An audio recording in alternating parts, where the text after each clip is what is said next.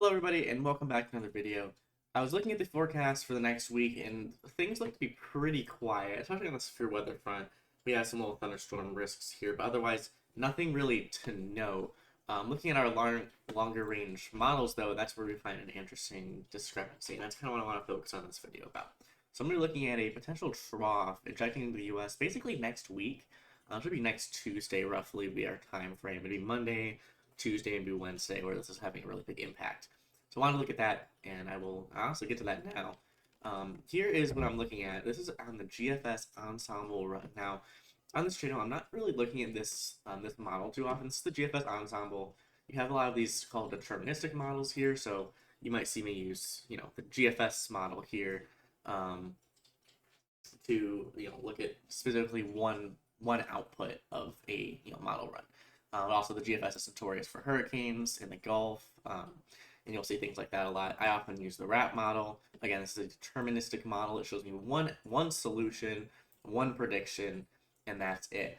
On the other hand, you have something called the GFS ensemble, or what's called an ensemble model, and you will get about, this one has 20 different ensemble members here. These kind of combine to make kind of an average of how the atmosphere could look with time. Go all the way out to 384, you'll notice some very big differences, like 3 and 8 right here, a really large trough here, whereas number 4 has basically zonal flow going across the US. This number 5 has a cutoff low, because again, we're so far out with the time. Go back to earlier times here, this is only about 2 days in advance.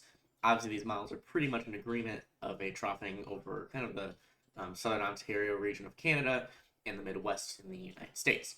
And kind of this also cutoff low out here off the coast of California. Move forward with time again, we do see that agreement, but again, as we talked about, you see that discrepancy, especially as you get further on in the time. What I wanted to note was that these models are actually showing a lot of agreement for basically, right up here, you'll see our date. This will be the Monday and Tuesday of next week.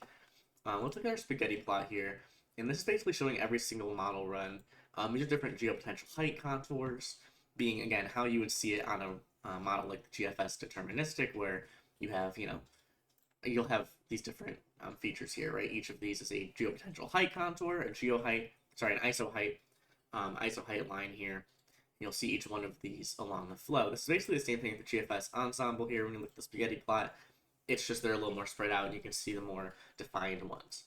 What I really wanted to note, though, is going all the way into about 6-7 days in advance, you do have this very large trough out here over basically the northern Rockies. And it's very well agreed upon. You can see this 5760 height contour here. Basically pretty zonal, but overall this is a very agreed upon feature with a little bit of a negative tilt being pretty apparent. And when you get a feature like this so agreed upon in in an ensemble model, it's interesting to look at. And I'm going to be kind of talking about some of the implications of this. So here's another site. This is from Storm Vista. Actually, I'm lucky enough through university to have access to this. This is a paid website. We can go on some of these different ensembles and look at basically the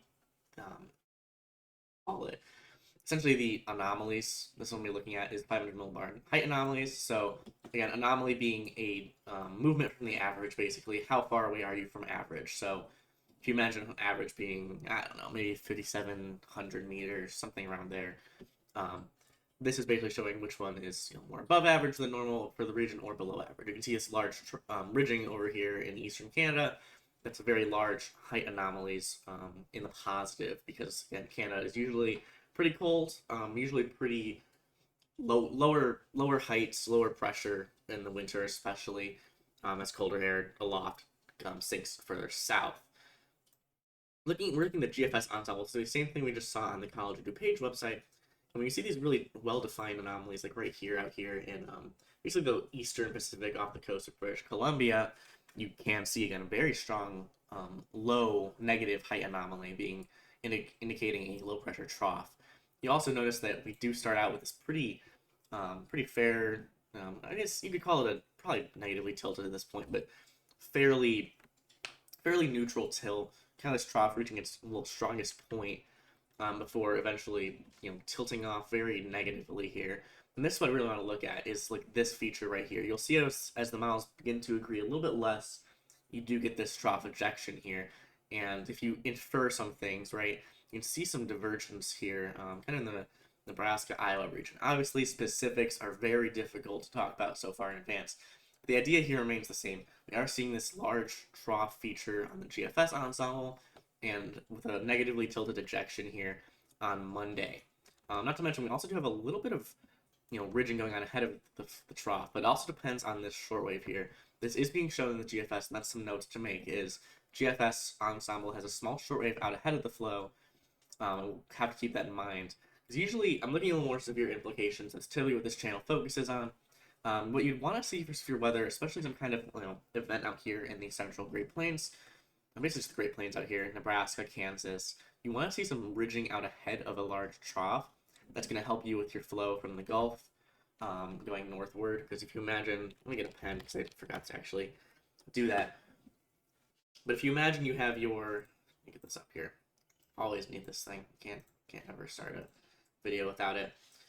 If we imagine our, imagine there's a ridging feature out here. Oh man, imagine a ridging feature out there. You're going to get a lot of, if you imagine this is your ridge, you're going to end up with that southerly air advection. You're going to get that moist air from the Gulf here.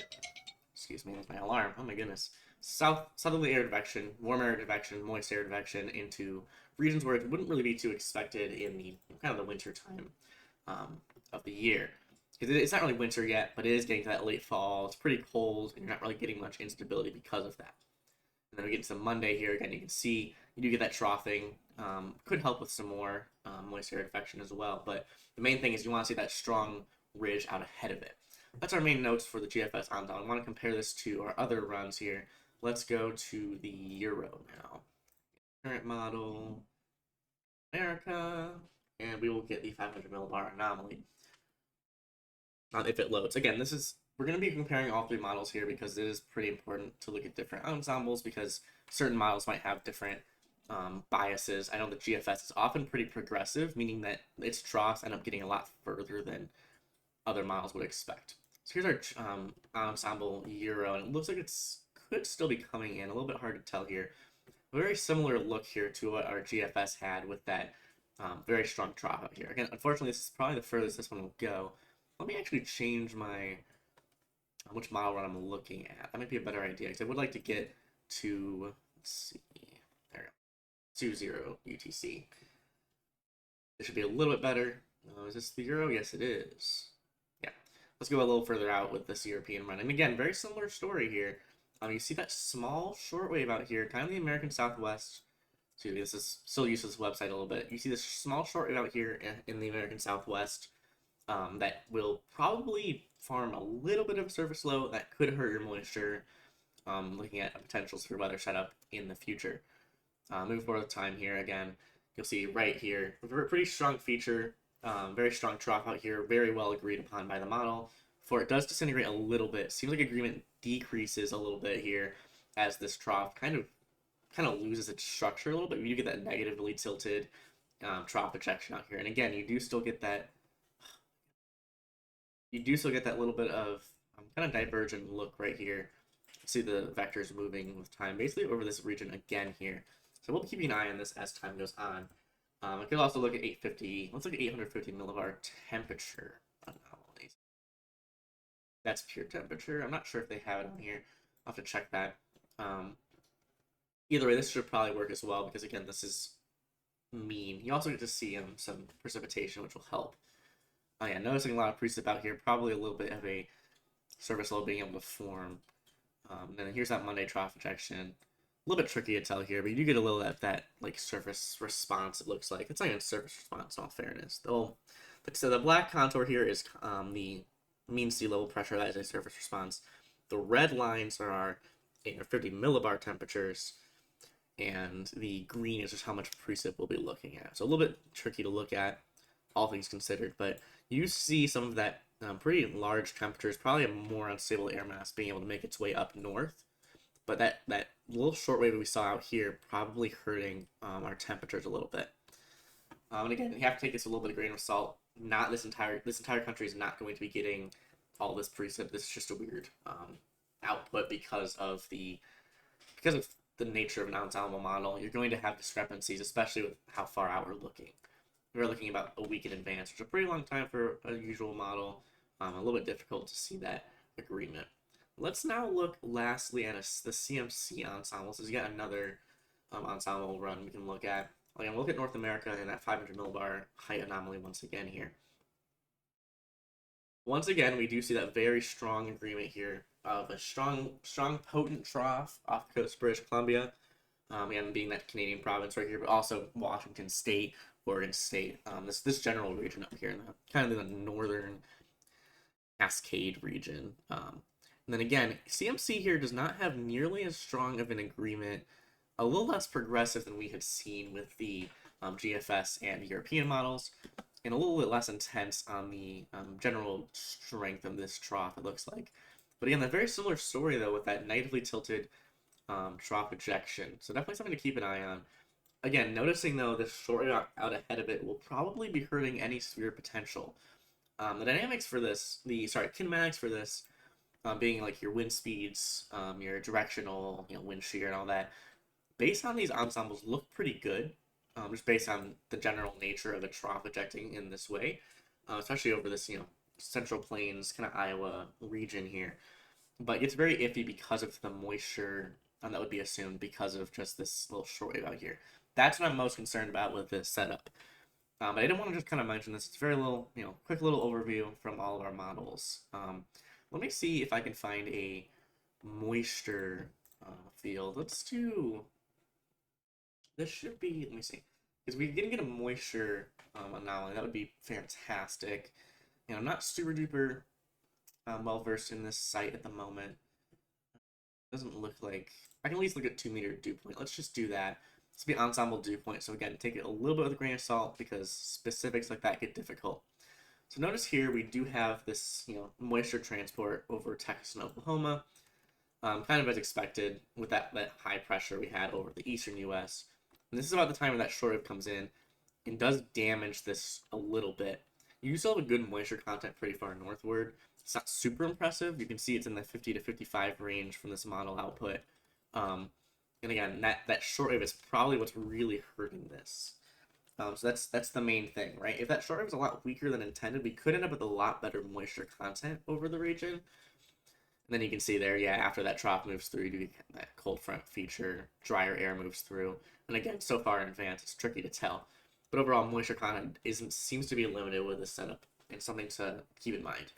But also, from a non-severe standpoint, we can take into account the just honestly like where you'd be on your cold air advection afterwards, right? When you get a strong trough ejecting like this, you'll end up with a pretty keep doing that by accident. You end up with this very strong kind of northwest flow, and especially from colder air in Canada, you can end up getting, basically very, very cold temperatures over regions like the Midwest.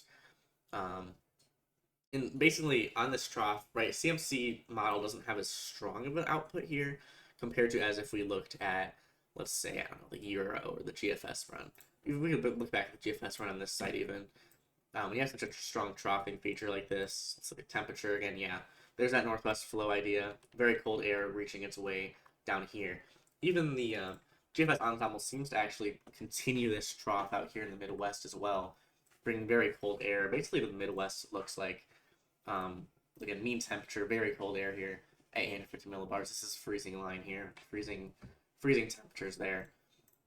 Let's look at actually Cape ensemble from the GFS as well. Notice out ahead of this the little shortwave ahead of the flow, you do get some of that instability. Behind it, you lose a lot of that. You try to get some quick response going back up.